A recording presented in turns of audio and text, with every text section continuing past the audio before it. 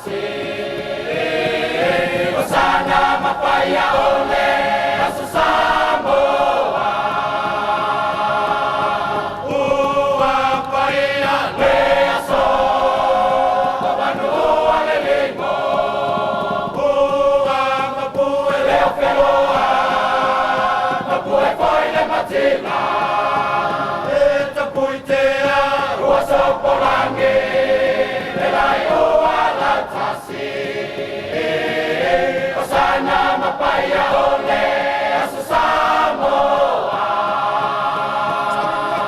O te mua mua mua ona saua le paha. Kapetai le atua waka sila pai manuia. Tau mai le mana tiu tau mai le mana tau. Au mamau pe alamo le paai e a folau. Sa tau matau ate ke tau le ne yaso. Pamaloi le tamaa le upele au atuli maema. Ua kasila pai mama pe tau soi fua. Ua pea le ke talai ngaya le utongi tupai te a. Ua atoa ai nei tino le tama. Wakato nei le liu ole atu ole ale ama. Tato momoli loa la au I fomaa. Wai malo le tama I le tau ai ngā lapa lapa. Lapa I lo fina malo Malongo ai ne nai a tea.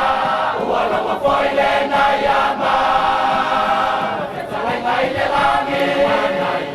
E longa lava ole le tata. Wapia mai ai Samoa. I le mai a sole te wila whawhetai lava. I ka mātou tana. O tama foi ai. Malatai pule matumua. I tu au malatawa. Kamani mai ai le tai. Wapea mole politi. O mai ana Samoa. E te tiwa I le masa ua mawaruma. Wapea mai ai Samoa. Au susumai le toa.